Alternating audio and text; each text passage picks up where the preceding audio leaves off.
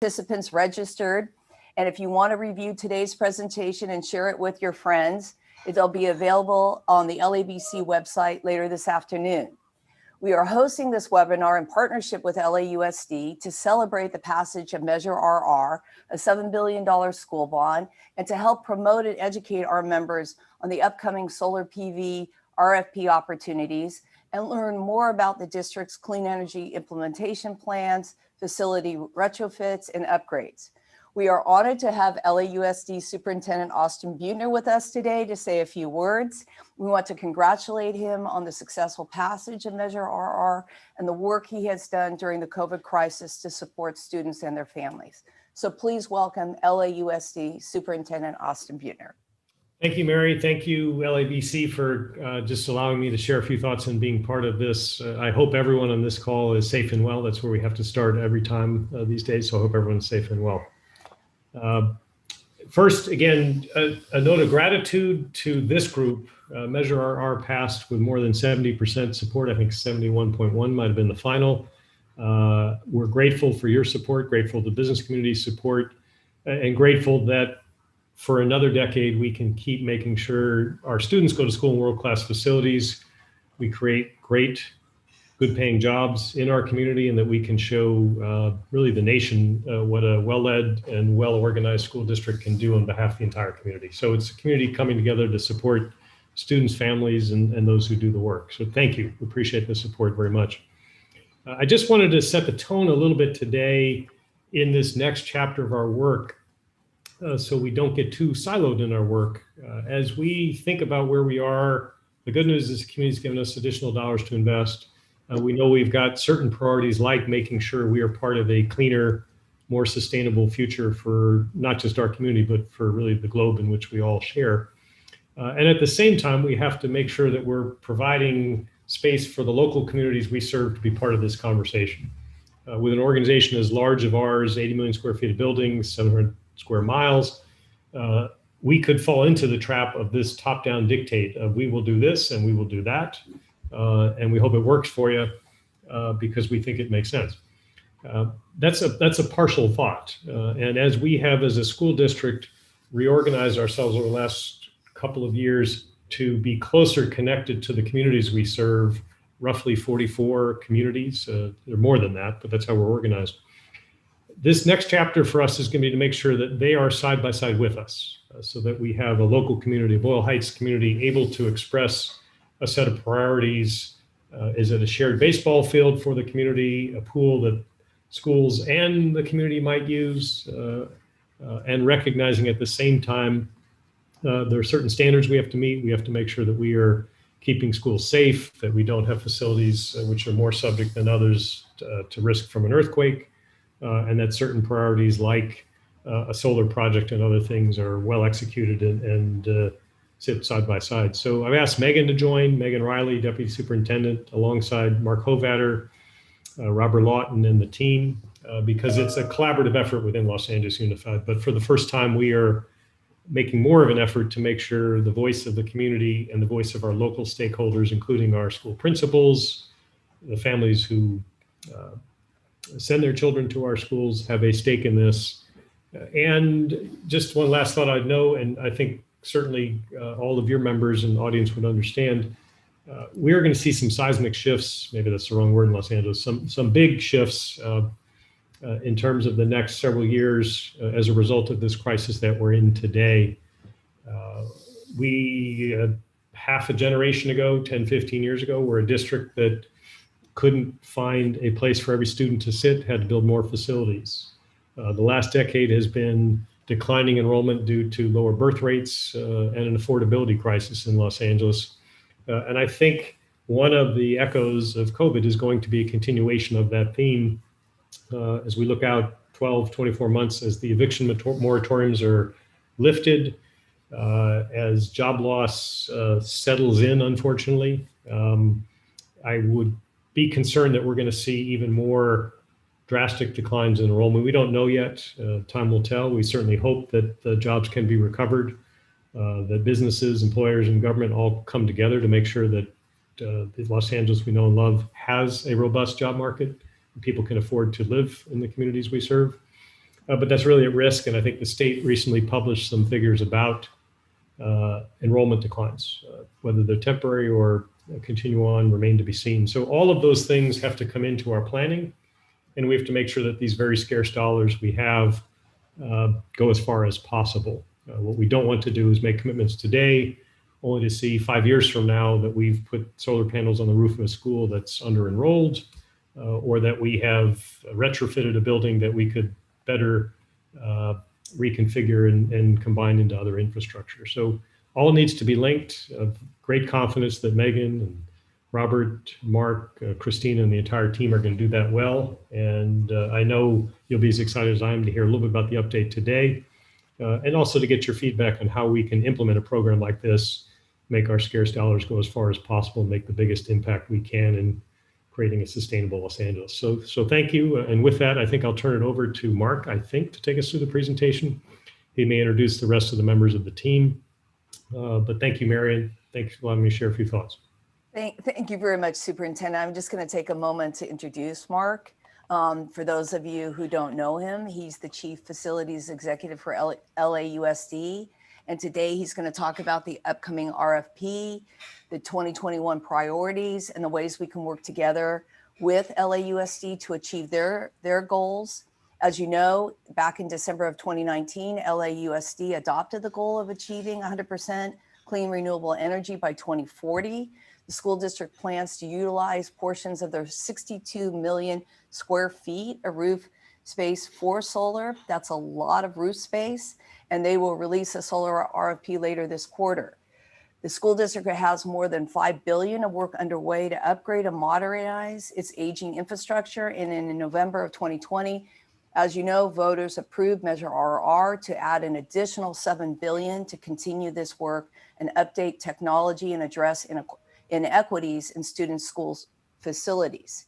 Mark has over 30 years of experience in project and construction management, maintenance and operations, construction contracting, and civil engineering, which makes him the perfect person to be leading this effort. He served in the U.S. Navy in various construction-related posts for 23 years. He was awarded the Meritorious Service Medal, and his base received 2 consecutive annual Commander-in-Chief's Installation Excellence Awards from the President of the United States. In 2003, Mark joined LAUSD as the Director of Facility Contracts, where he awarded more than $5 billion in design, repair, new construction, architectural, and engineering contracts.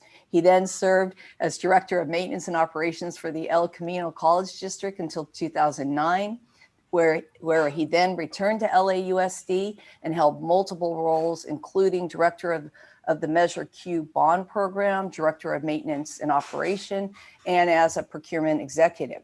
As we thank you, Mark, we want to thank you, Mark, for your dedication to tackling one of our country's greatest climate challenges, and we look forward to sharing LAUSD's upcoming 2021 priorities, and we want to be great partners with you in realizing these goals. So please welcome Mark Hovatter. Mark.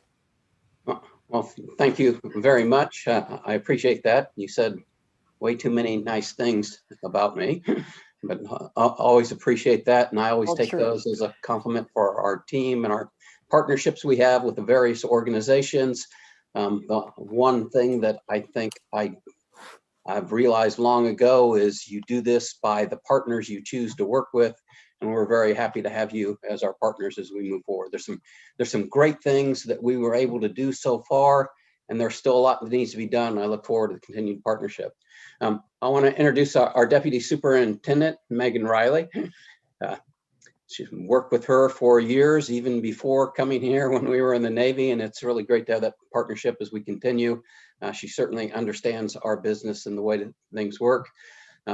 Christina Tokes, my deputy, is out there somewhere listening, my right hand. If you ever can't get hold of me, I can assure you that she and I are joined at the hip and we speak of one mind. So speaking to her should be as good as speaking to me.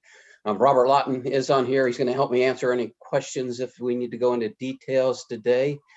His great responsibility is making sure that all our buildings still stay around and serve the needs of the district and are in good working order for the next 100 years or so after we build them, because we do have a lot of buildings that stay old. Amanda Ware is here. She was instrumental now, not just in one $7 billion bond, but the reason we got two $7 billion bonds, and we continue that. So we all owe great gratitude there. Greg Garcia is our Director of Construction. He's listening somewhere, and I'm sure Aaron Bridgewater helps us do our design and our planning. So thanks and appreciate those teams.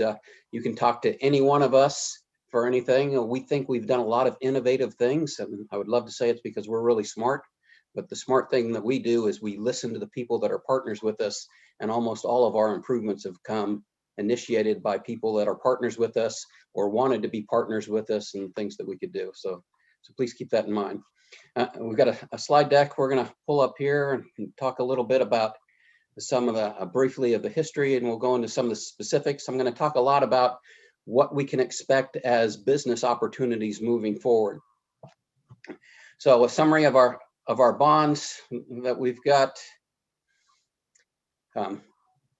6 times we've gone. It was a period where we went a long time without building any schools, even though our enrollment increased by 200,000 students between 1980 and 2000. We didn't pass a bond, we didn't build a new school.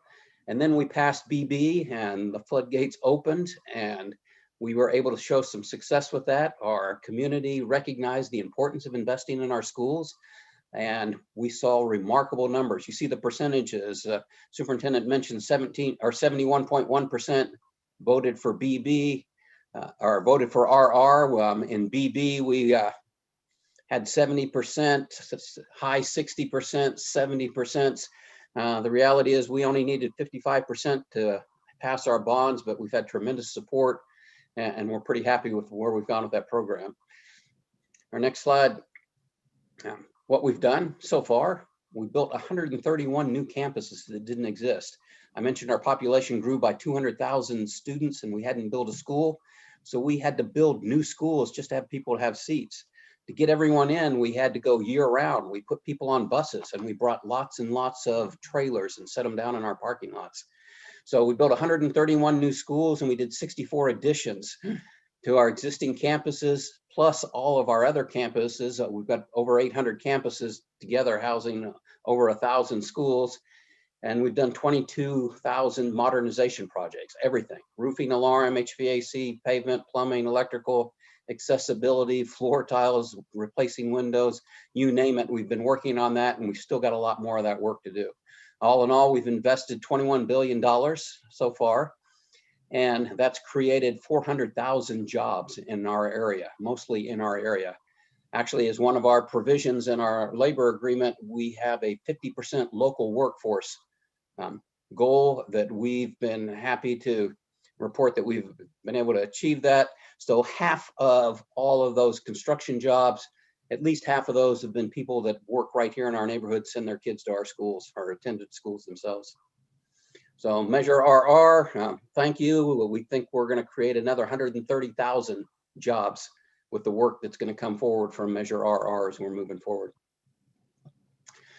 These are some of our priorities. When we asked the board to vote for putting a bond on the ballot, we had identified initial categories where we would spend the money. As the superintendent mentioned, we're going through a validation process now with our community of schools. There are not specific projects defined by here, but rather general categories where we felt it was important that we need to invest. So we're going to go through that validation process, make sure that we're spending the money where it's going to have the maximum impact on our students and the communities that they serve. But the general categories we have, there's about $3 billion in the big ticket projects. We call them comprehensive modernizations, basically modernizing our existing campuses. We don't think we need to build any new campuses, but we certainly have existing campuses that need to be just as modern as the new campuses we built. We've got another category that's essentially our critical repair. For the campuses that aren't getting a complete modernization, we still have to make sure the electric's in good working order, the plumbing, a lot of the things that are behind the walls and under the ground that people kind of take for granted that they're going to work. But some of them are nearing, 50, 100 years old, and they have to be upgraded, and that's part of that.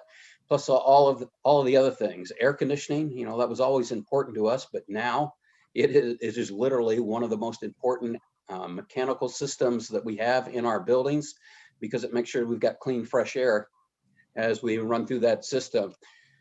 We have accessibility. We're committed to making sure all of our campuses are accessible. That includes ramps, elevators, handicap stalls, those sort of things. Our campus needs to be available to all of our programs, need to be available to all of our students and all of our community members as well, because they're going to take part in our school system. Wellness centers and different partnerships. We've got athletic facilities that we've built that we create partnerships with communities to use. We're using some of our schools in partnership with the city as school parks. And we built a lot of wellness centers, particularly becoming important as we are reaching out, offering to be the sites where we can do the vaccines for not only our people, but the community at large. The reality is we've got clinics that have been administering vaccines for a long time already, and we've got a program that will potentially either expand our existing wellness centers, which are available not just to our students, but to the community at large. We carve out a corner of our campus and have a gate that leads to the street and a gate that leads to the campus side, so everyone's able to take advantage of those. But that's going to be a continued part of our program. We have early ed centers that we're going to focus on. A lot of that is involved in the outdoor learning centers. We unfortunately had shuttered and mothballed some of our early ed centers just because of operational constraints from being able to operate those. We're bringing a couple of those out, and there's money that's been dedicated that we want to continue to do that. We've got adult ed as well. We always want to make sure that we are just best serving our community, providing the training to create the workforce, the local workforce that not only we need, but the whole community needs. And we've got a category dedicated to that. We have a charter school division. This is for giving the charters the opportunity, if they can get some state money, but there needs to be a local match if they're going to build a new school. We have a lot of charters that are part of our program. Many of them are operating in 40 and 50-year-old bungalows that were supposed to be short-term, 10 to 20 years at the most. And this would be an opportunity for us to replace those bungalows with permanent structures for our charter team. We're also created this category that allows them to do some of the critical repairs necessary, replace roofs, air conditioning, and those sort of things. We have cafeteria program. There's money that's set aside for cafeterias. Many of our cafeterias are serving food. If we'd have been in class in person yesterday, we would have had people picking up food by a hot shack and literally having people stand over them with umbrellas as they walk it over to their area or back into their classroom so they could eat. But we've got a tremendous amount.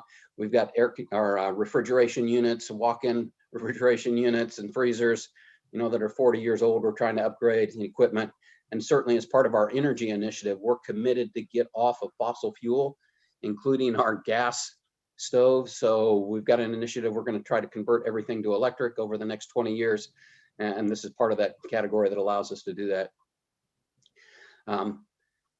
Learning technologies, the IT is still a very important, I don't think any of us imagined a few years ago that it was being as important as it is, but we've got students that are able to continue learning now because of our IT initiatives.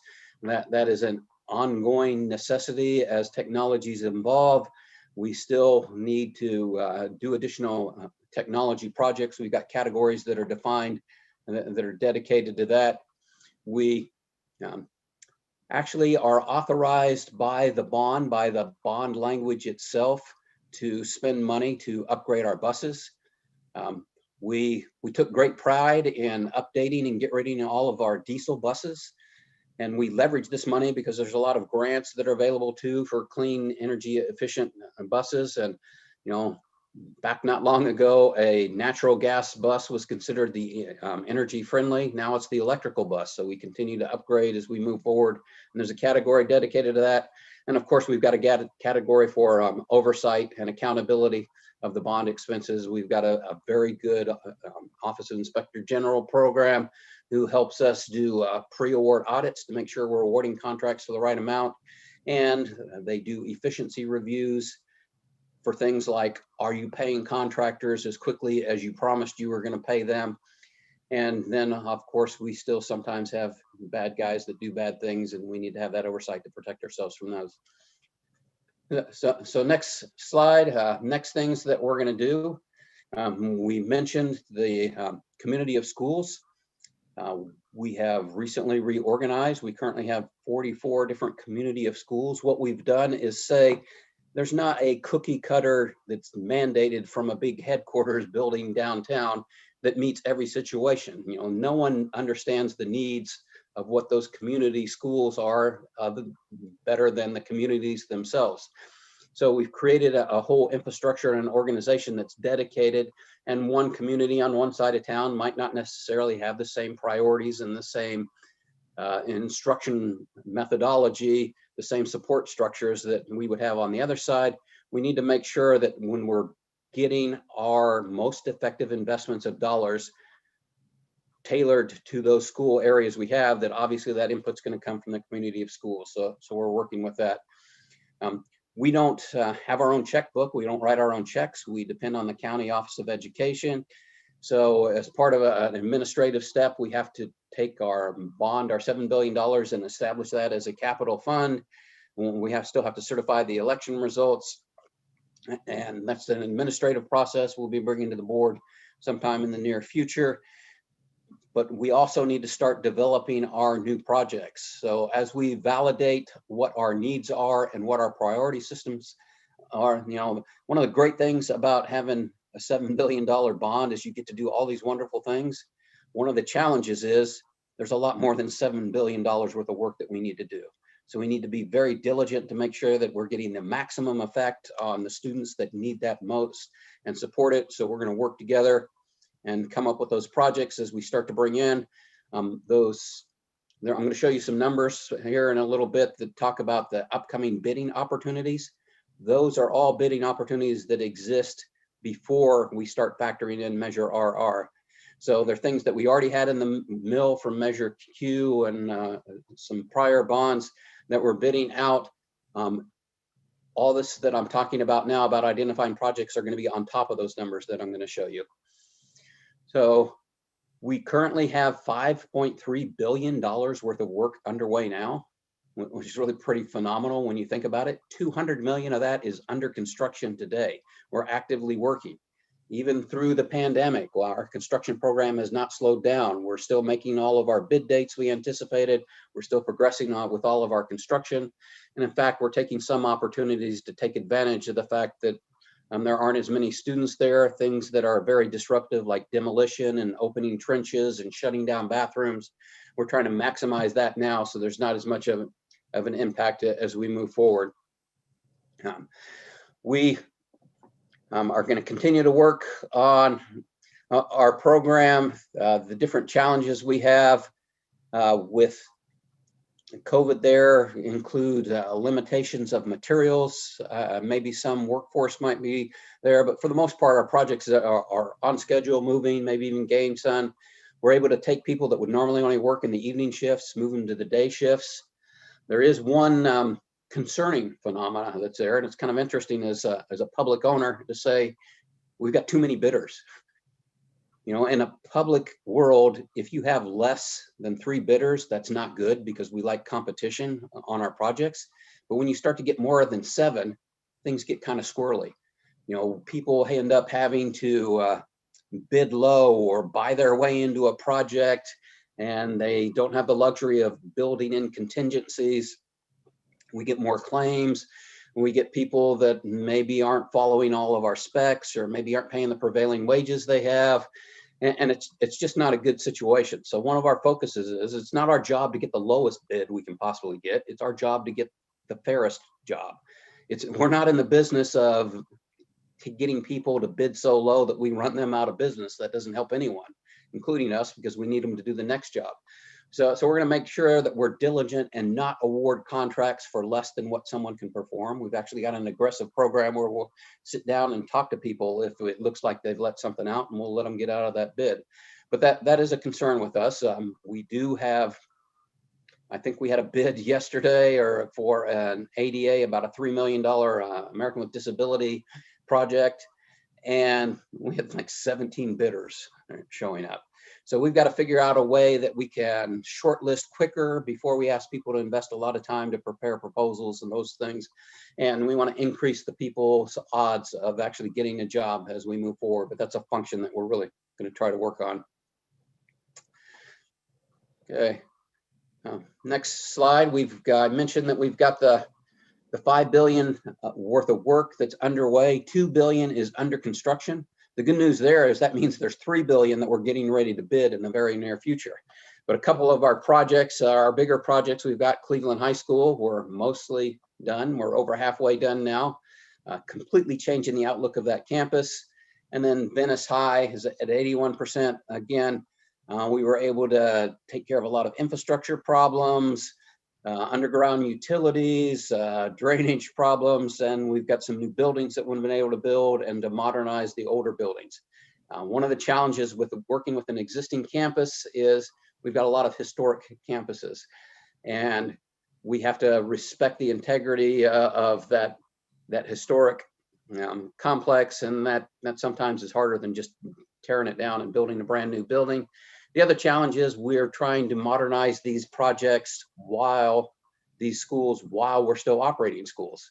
You know, and under normal circumstances, that means you got to move kids out of the way into this temporary facility while you renovate, and then move them back, and then build another facility and move them back, sometimes up to as many as 12 different phases of relocating people and moving them around.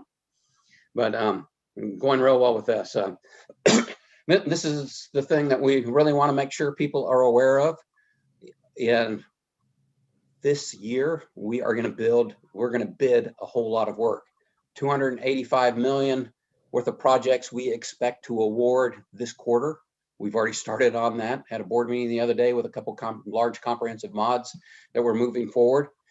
And you can see the type of work there: American with Disabilities, seismic work, plumbing, turf drainage.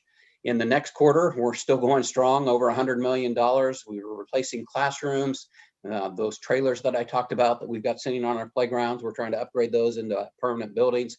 We've still got a lot of heating and ventilating, seismic retrofit. We got to make sure that we're meeting the latest earthquake codes, more ADA, turf damage, baseball fields. We've got some football field repairs. That's mostly related to our artificial turf. We have natural turf that we could play about 5 games a week on, but if we convert to artificial turf, we can play about 30, which makes our fields available for the community to use and get a lot more participation. We've got several fields that we're doing that, and we're going to release some RFPs to get some more partners to come in and help share our fields and hopefully help us share in the replacement costs. Interim housing, what we're doing as part of our construction program, I mentioned we got to move students out of their existing building into temporary classrooms and then renovate the classrooms and then move them back and so on. Always going to do HVAC. We're always going to do ADA, still more classroom replacement. And as you can see, so these numbers, as I mentioned before, this does not include what we're going to have from Measure RR. This is what we've already had in place from our existing bonds. We've got 5 projects that we've actively got bidding right now that are worth, covered up on my screen. There we go, $140 million. So, you know, within weeks, we should be awarding $140 million worth of projects. Our energy effort, as many of you are aware, we took a gigantic step and we pledged that we would be 100% clean energy within 10 years. That's a pretty big piece. Most of our energy comes from LA Department of Water and Power, but Southern California Edison provides some of our facilities. But even with the tremendous efforts they're making to go green, we're still going to have to produce another 326 megawatts from within our facilities. I mean, we're not in the energy generation business. I mean, we're getting pretty good at energy conservation, and we've got a whole lot of effort that's going towards making our buildings as energy efficient as we can, as water efficient as we can. But we're still going to have to somehow create partnerships and bring other people in to take advantage of our assets, our rooftops, to be able to produce more electricity. So We had a very aggressive program, 10 years or so ago, and produced 19 megawatts. We were pretty proud of ourselves, and we thought that was a lot. We're going to have to produce a lot more if we're going to be able to reach our goal. The other thing that we need to be mindful of is when we install those solar panels, they don't last forever. One, there's been a lot of technological advances. We can get some better solar panels that are out there, but we're going to have to end up replacing those systems as we move forward too. So by 2040, we're going to be 100%. Our target is to be 100% clean energy. The first 10 years, we're going to focus on electricity. And then the second 10 years, our focus is going to be on basically gas. Our buses fleet that I talked about, our cafeteria equipment I've talked about a little bit longer. So some specifics about our energy program for the next slide. We have an RFP that we're going to go out. This is our first of what will probably be several. I know we were introduced in saying sometime this quarter coming up. The good news is that we actually are releasing that RFP today. So we'll give you some information about how to access that and start to work. The bad news is because it's an open RFP, I'm not going to be able to answer specific questions about that RFP because we're in an open competition, but I can answer questions in general. But we have 7 sites that we've identified. When we did our first round of solar energy, we started out looking at roofs, and we were going to do a lot of solar panels on roofs. But as it turned out, by our design standards, and our Division of State architect required us to do roof penetrations to keep these solar panels from uplifting and blowing all over the schoolyard. So we had to drill a bunch of holes through our roof. We don't like to do that in facilities. Robert hates it when we drill holes through roofs because that means they're probably going to leak someday and he's going to have to patch them. We've actually limited the amount of rooftops that we use because of these roof penetrations. We think we've got some new systems now that are acceptable to the Division of State architect that we're going to use. And we're going to start to do more of a ballast system that opens up a lot of rooftops that wouldn't otherwise be available. The other thing that we're doing is as we replace a roof, every time we put a new roof on, we are going to put brackets underneath the roof before we put it down that bolt directly to our roof structure, and then we put the roof on top of the brackets. Now we don't have to worry about penetrating a new roof and creating leak hazards. We're going to do that even if we're not installing solar ourselves, but we think that we're going to have someone else do that. In a perfect world, we'll roll out like we're doing with this RFP to replace the roofs and install solar at the same time. So that's what our focus of our RFP is going to be on this. We're going to do these 7 sites. Our expectation is this is going to go very well, and it's going to be very cost effective for us. We'll be able to replace our new roofs, and we'll be able to get the benefit of making our roofs available for solar as we move forward. And it's going to help us try to achieve our goal. Today, this is a link here. I understand you're going to have availability to that, but this will take you straight to our RFP. We're looking at a pre-proposal in February 10th. We're going to talk about specific elements and answer questions. Any questions you have, you can submit through the point of contact in the RFP, and we can make sure that we're getting those addressed in the pre-proposal. We want to receive the proposals on March 11th and then make an award quickly after that so we can start with our first phase of our feed-in tariff program. Expecting great things from this. We're going to look to get between 20 and 30 megawatts through this program as we move forward and making our rooftops available. The other big thing I mentioned that we're working on is, there's 2 parts of having clean energy. One is making sure the energy is produced is from clean sources, not fossil fuels, but just as important is reducing the amount of electricity we need to begin with. And we have a lot of programs and a lot of partnerships with DWP and others to try to reduce what our energy consumption is. We've made great steps. We're very aggressive in our programs as we do our modernization projects and our new construction to use the latest technology, the greatest conservation. It may cost us a little bit more money to begin with, but it reduces our operation cost and it just reduces the demand we have for electricity. So we're really proud of that program. Moving on, We've got a lot of other needs for partnerships. We've got an excellent architect and engineering in-house force, but we have a lot of work and we have to go out to specialized benches that we'll call in to do different work. We have basically every field of engineering a support bench. 3 of them that we have that are going to be expiring this year, we're going to replace are the structural, and that's coming out in March. So we've got an RFP in process now. We're going to need to replace our electrical bench.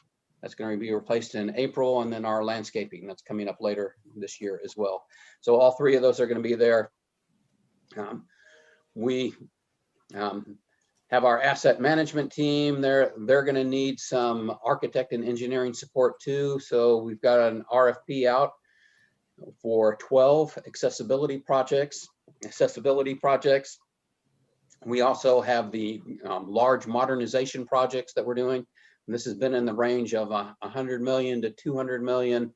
Some of our current ones are larger. Our target's going to be about 100 to 150 million for each of these projects. We hope to have that out once we've made our determination with the support of the community of schools, which projects those are going to be. And we basically have 2 phases, the criteria architects that help us get started in defining what we're going to do, and then we bring someone else in to do the complete and full design as we'll do that project. So we're looking for that support out there from our community as well. Other RFQs that we're going to have out, we are looking at some housing initiatives for our employees.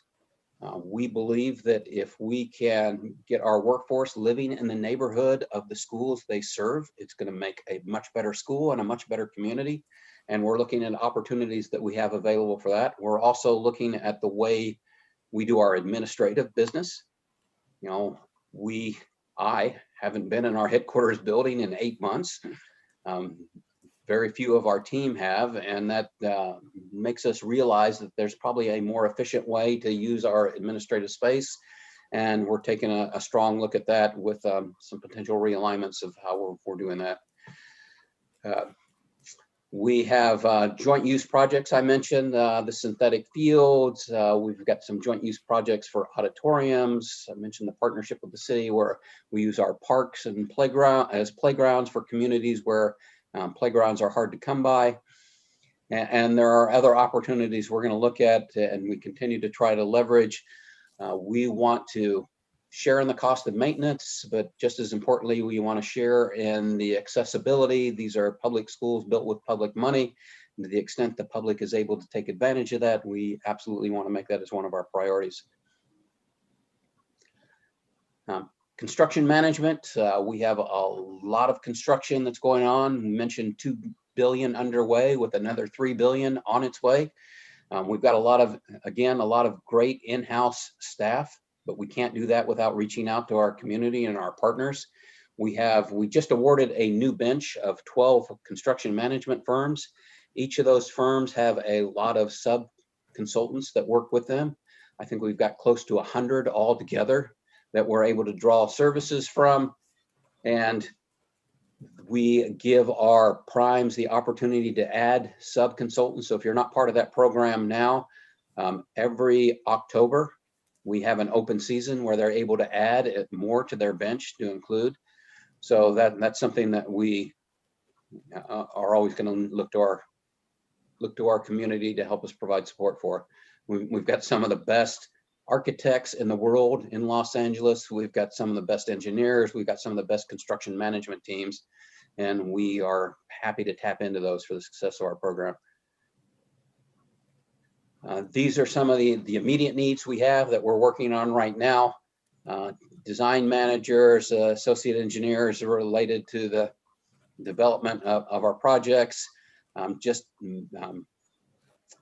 project managers, and then on the construction side, we've got these numbers coming up. So we'll have, if they're not out already, we will soon be actively recruiting to get these bodies to come in and help supplement our program as we move forward. We do things a little bit differently than maybe a traditional construction management firm that's used to one firm has one project and they're completely responsible for. We do a program that's basically called, the best of the best. We have a blended team, We may have a design manager from one firm, an owner's authorized rep from another, and a structural engineer from another. We put out requests for proposals, not for one group to come in and do a whole project, but we look for team members that will blend in and have the best qualifications so we can basically get the cream of the crop working for us. Some people have criticized us saying, well, if you don't have one company that's responsible for one project, then you don't have that one person you can blame if something goes wrong.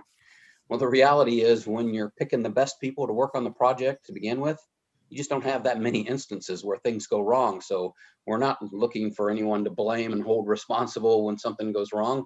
We're all working together, and in the rare event that something does go wrong, people aren't scrambling to try to protect themselves and blame someone else.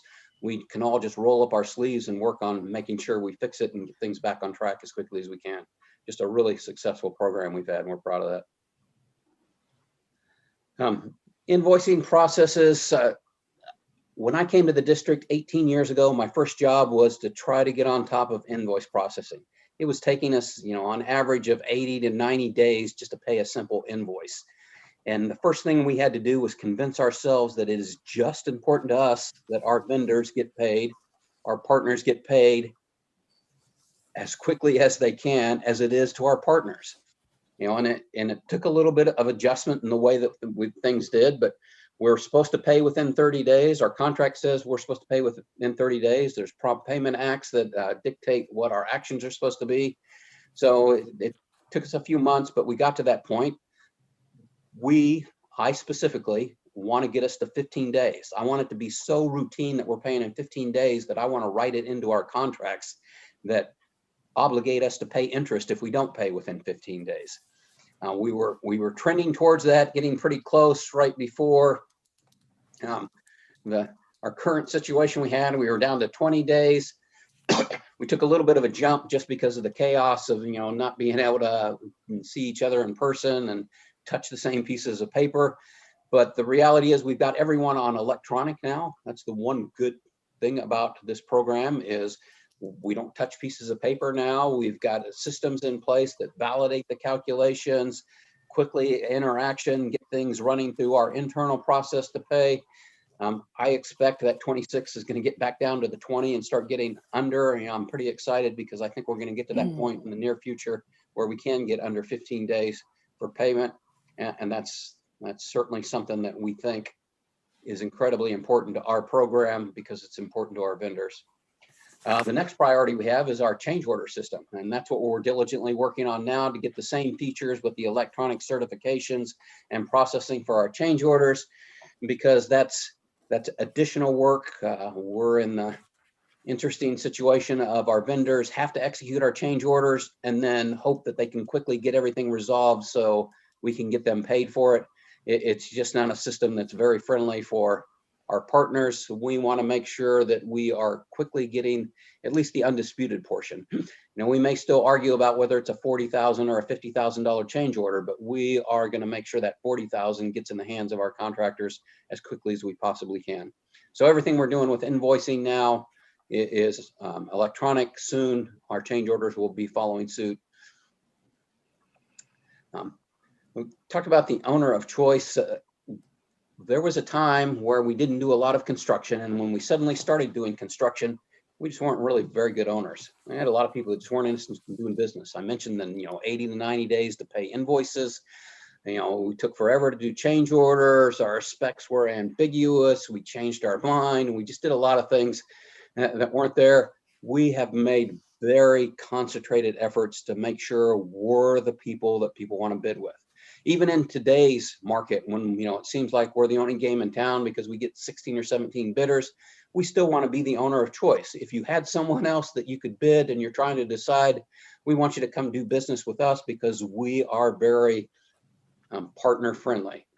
A lot of initiatives we've done. We've got an aggressive small business program where we basically give advantages to our small businesses that come in and do work with us. We've got special infrastructure set up. If someone's not getting paid timely, we've got a special team that will hunt that down.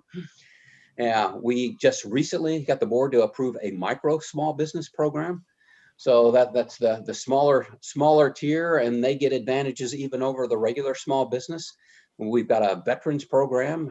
We always had a disabled veterans, but we've converted that to a veterans program. We're one of the first in the state, if not the country, to be as aggressive as we are to giving advantages to the veterans coming in. We've actually gone to Sacramento and changed laws that allow us to do best value, not low bid, but best value based on the things that are important to us.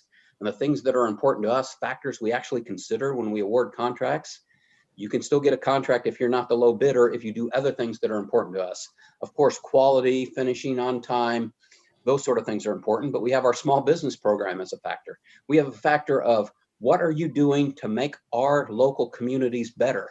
And we can actually, that's important to us, and we can actually reward our contractors and give them more points so they can bid a little bit higher and still get a job if they're meeting our criteria of things that we say that are important to us. So that's pretty good. We've got job order contracting. It's basically a unit priced catalog that we can award. We can do up to $10 million off of that catalog, but we don't want to tie up someone's bond capacity on that project when we haven't named what the projects are doing. So we actually have the ability to award for a smaller amount. Typically we go, $200,000 or $300,000 as an initial award. And then as we do work, we amend the contract to increase it without competition because it's already been defined. And then our small businesses that can only get a $300,000 bond, go get another 300 and another 3. And when we've done that a couple of times, their bonding company said, I'm going to increase your bonding capacity. And we've actually taken people that started out with very little bond capacity, ended up with a $10 million bond capacity by the time they were done doing our projects. So we're actually helping build the capabilities of our contracts. We've got task order contracts, whereas the same principle, we start with a contract, get some pre-priced orders, and we can quickly go to that partner. It allows us to build great partnerships. We don't have to go out and compete every time we need a new job. We've already established the pricing mechanism, and we can just go into work. Their ability to perform work with us ends up getting them more work. They're incentivized to do things that are good for us. We're incentivized to keep them in good standing and workflow because they're quicker to respond to our business as we move forward. And then we have a small business boot camp where we basically run people through and we teach them how to be successful when you're doing business with a big bad bureaucracy like us and how to navigate the fields. And we give special privileges to our boot camp graduates. They've got access to staff that if they've got a problem, we can get that resolved quickly. Moving on to the last slide, questions here. Mainly, I just want to conclude before we go to questions by saying we have a tremendous amount to do. We're proud of what we've done. We recognize that we could not possibly be successful if we didn't have great partnerships, and great partnerships start with us being a great partner. And if there's ever anything out there that makes you believe that we are not a great partner, that's not intentional. I assure you, that's because of either something that we need to improve or it's just not realizing that we're not great. So we will bend over backwards to try to be good partners. We've got a team that's dedicated to that. Let us know, and we will figure out a way to enable you to give us your best product because that helps everyone. Mark, I want to thank you. That was a really thorough overview of a tremendous amount of work that you're doing. And having watched this over the last, I don't even want to say how many years, but a lot of years, it's really impressive. I think your consideration of how to have successful partnerships and the fact that you want to be partner friendly and that you're achieving that. And even the first series of questions, which we absolutely are not going to be able to get to all the questions, unfortunately, but hopefully we can agree, Mark, that we'll answer them offline later. I can only get to a few, but there's sort of a theme developing, Mark. And I think you just did a great job on this last piece about minority-owned contractors and what the process is for them. I don't know if you want to summarize that, but basically, is there a priority to attract them, and is there special programming for them? We have legislation that really ties our hands what we can do with women-owned and minority-owned. What we can do is small business. We're actually even limited to calling it local small business. But we try to do clever things that say, what have you done for our communities? How did you make our community better? And it just so happens our community happens to be made up of women and minorities that are able to participate. They happen to be local. So that is that special legislation we created. We can't set aside a project. We can't give someone special advantages because they happen to be a minority or happen to be a woman-owned business. But we can certainly reward. One of the things we do is we try to make people prime contractors wherever we can, but we've got a really good partnership with our big businesses to use small businesses. I mean, we give them extra points, and in reality, as on some of these bigger projects, a point's worth $1 million. You can be a point higher than someone and bid 900,000 more than them and still get a job. So you get an extra point on one of these things that are important to us. It's big, so they really try hard. But we've had some very creative people that normally a job that they would bid out as a larger job, they break into smaller pieces just so they can get smaller participation. Yeah. Sometimes, we pay once every 30 days. Some of them pay their subs every 15 days, just for cash flow. Some of them buy the materials for them so they can get advantage of their volume discount, and they don't have to worry about, being at the back of the list and getting paid. They're a priority because they're using the big business's spending power. One of the things I really like is we want to try to get people to the stage where you can be a prime contractor. You can't bid a job unless you've done work, and you can't do work unless you're allowed to bid a job. So we have had some very creative owners take a project and take a small piece of it. Maybe there's one building or one system that needs to be run, and they just say, that's yours 100%, you run it. We'll be here and it's our contract, but you run it. And then when we do pre-qualification, we treat that as if they were the prime contractor on that job for their experience level, and that brings them in. So we love those things when our primes do it, and we reward them. And while we can't specifically call out certain things, they're allowed to, and we're allowed to be impressed when they do.